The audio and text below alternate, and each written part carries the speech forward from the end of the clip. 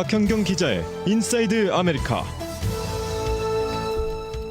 네, 허리케인 이달리아가 플로리다에 상륙했습니다. 이로 인한 현재 상황이 과연 어떤지 알아보도록 합니다.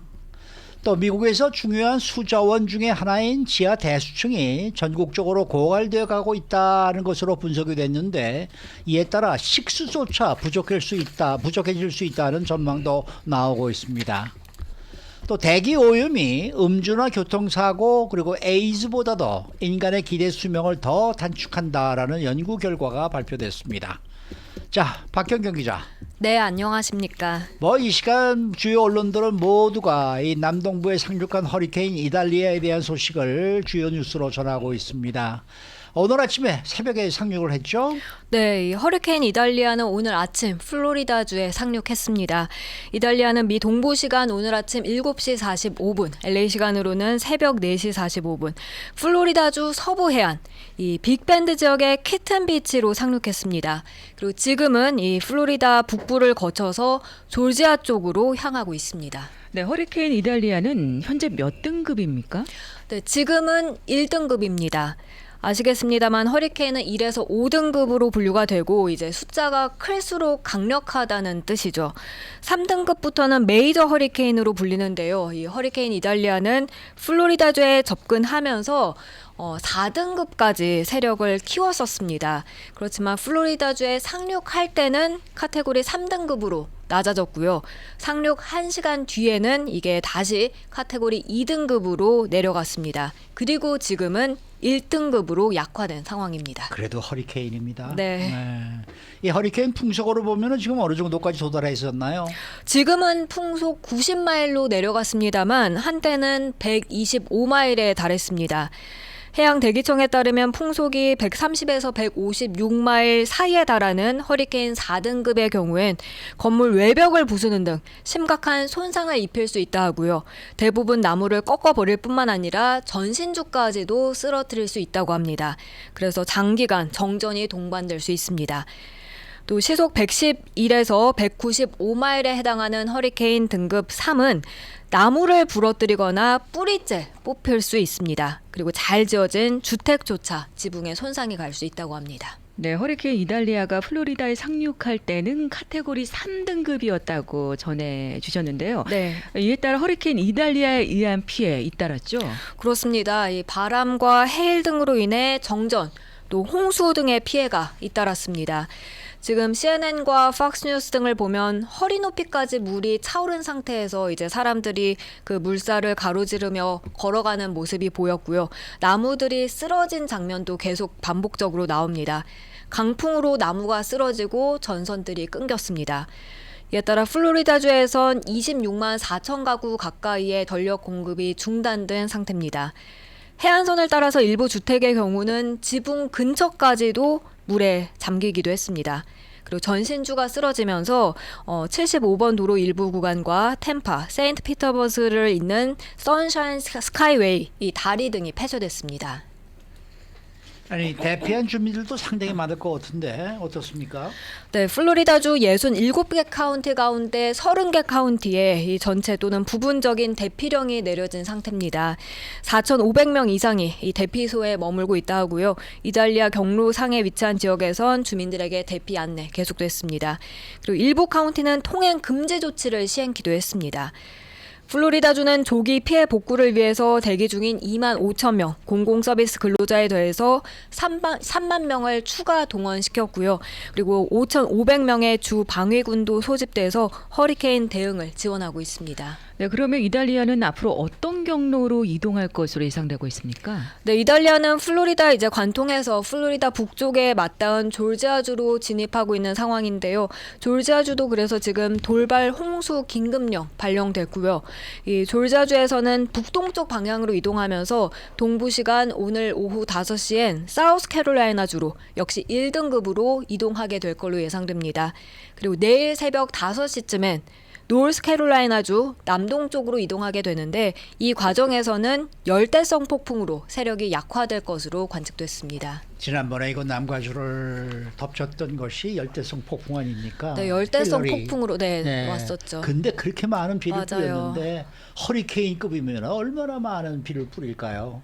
지금 뭐 이렇게 저 CNN도 보고 그러면 완전히 물바다가 되어 있는 곳이 그렇게 많네요. 네. 네. 자, 다음 소식입니다. 미국에서 가장 수자원 중에 하나인 지하 대수층이 전국적으로 고갈이 돼가고 있다. 이런 분석이 나오고 있네요. 네, 대수층이란 지하수를 품고 있는 지층을 말하는데요. 미국은 전체 물 사용량의 90%를 이 대수층에 의존한다고 합니다. 그런데 뉴욕타임스가 어제 미국은 마치 내일이 없는 것처럼 지하수를 쓰고 있다면서 위기라는 점을 짚었습니다. 네, 대수층이 얼마나 감소했길래 그러는 겁니까? 네, 뉴욕타임스는 1940년에서 작년 2020년에 걸쳐서 전국 8만 개 이상 우물의 수위 데이터를 자체적으로 분석해 봤는데요. 분석 결과 한 해도 빠짐없이 전년 대비 수위가 상승한 곳보다 하락한 곳이 더 많은 것으로 나타났습니다. 이 같은 현상은 1980년을 기점으로 더 두드러졌고요. 지난 10년 동안은 약 40% 우물이 사상 최저치를 기록한 걸로 나타났습니다. 뿐만 아니라 오스틴 텍사스대 연구진에 따르면 최근 미 서부 이곳 캘리포니아주와 애리조나주의 주요 대수층 두 곳 수위는 연방항공우주국 나사가 20년 전에 자료를 수집하기 시작한 이후 가장 낮은 수준으로 떨어진 걸로 나왔습니다.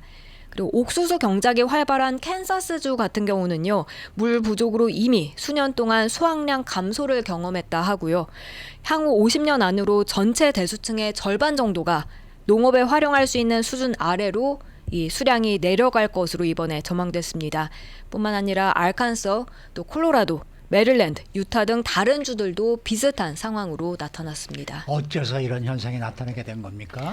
여러 가지 요인이 있습니다만 신문은 두 가지 요인을 꼽았습니다. 우선 관련 규제가 미미한 틈을 타서 이 농장과 기업들이 물을 마구 끌어다 쓰는 바람에 이 같은 상황이 벌어졌다고 신문은 진단했습니다. 그리고 여기에 더해서 최근 심각해지고 있는 그 기후 변화, 이 현상도 이 문제를 더 증폭시키는 요인으로 지목됐습니다. 온난화로 강설량이 감소하게 되면 강에 공급되는 물도 줄어들게 되고 이로 인해 지하수 의존도는 훨씬 더 높아지게 되는데요. 기온이 올라가는 상황에서 식물들 더 많은 물을 필요로 하는 데다가 이 지표수 증발량도 늘어나기 때문에 지하수 보충은 오히려 더뎌진다는 설명이었습니다. 네, 문제는 이 같은 대수층 고갈이 우리의 일상에도 영향을 미칠 수 있다는 점이죠. 그렇습니다. 앞서 농업에 타격을 입힐 수 있다고 했지만 사실 그에 더해서 식수조차, 우리가 마시는 식수조차 부족해질 수 있다는 전망이 함께 나왔습니다. 물 전문가인 워터지아 보먼 털산대 교수는 객관적인 관점으로 봤을 때 이건 위기라고 분명하게 밝혔고요. 앞으로 미국에선 식수조차 부족해지는 그런 지역이 있게 될 것이라고 경고했습니다. 네. 자, 마지막 소식입니다. 이 대기 오염이 인간 수명에 타격을 준다는 점은 놀라울 게 없습니다. 하지만 대기 오염이 음주나 교통사고 그리고 에이즈보다도 기대 수명을 더 단축시킨다. 이런 연구 결과는 좀 충격적인 것 같습니다. 네, 그렇게 비교를 해보면 대기 오염이 우리 건강에 미치는 그 영향을 좀 더 피부로 더 와닿게 느낄 수 있는 것 같습니다. 시카고 대학교의 에너지 정책 연구소가 어제 대기질 생명 지수라고 해서 연례 보고서를 발표를 했는데 여기에 그런 내용이 포함됐습니다. 대기 오염은 인간의 기대 수명을 2.2년 단축시키고요. 음주, 교통사고, 또 에이즈보다도 인간의 기대 수명을 더 단축시킨다는 것이었습니다. 네. 네, 구체적으로 얼마나 더 큰 영향을 미치는지 살펴봐야 될 것 같은데요. 네, 초미세먼지에 따른 대기 오염은 전 세계 기대 수명에 미치는 영향이 음주나 또 안전하지 않은 식수를 마시는 것보다 3.8배 크다고 연구소는 밝혔습니다. 그리고 교통사고와 비교를 하면 5.8배 더 영향을 끼쳤고요. 에이즈, HIV에 비하면 7.6배 더 해로웠습니다. 그리고 장시간 노출되면 인간의 기대 수명은 평균 2.3년 더 단축된다는 추정을 기반으로 해서 이런 결과를 냈다 하는데요. 이는 인간 기대 수명을 2.2년 단축시키는 흡연에 필적할 정도의 그런 굉장한 악영향을 주는 것이라고 연구소는 설명했습니다.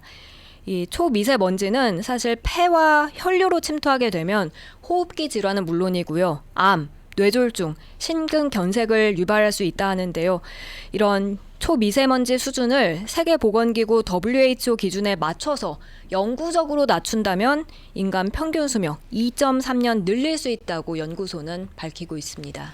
우리가 살고 있는 이곳 남가주도 사실 스모그가 그렇게 만만치가 않은 곳인데 우리도 지금 수명이 좀 줄어들 것 같은 느낌이 드네요. 네, 공기는 나빠지고 물은 부족하고 글쎄 말이에요. 그렇게 되네요. 야단났네. 어디 가서 살아야 되나?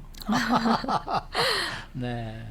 이 전 세계적으로 이 대기 오염이 가장 심각한 국가는 어디인지 이번 그 뭐가 나온 게 있나요? 네, 4개 나라를 꼽았는데요.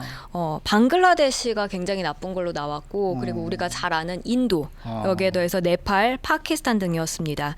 이렇게 대기 오염이 가장 심각한 이 4개 나라.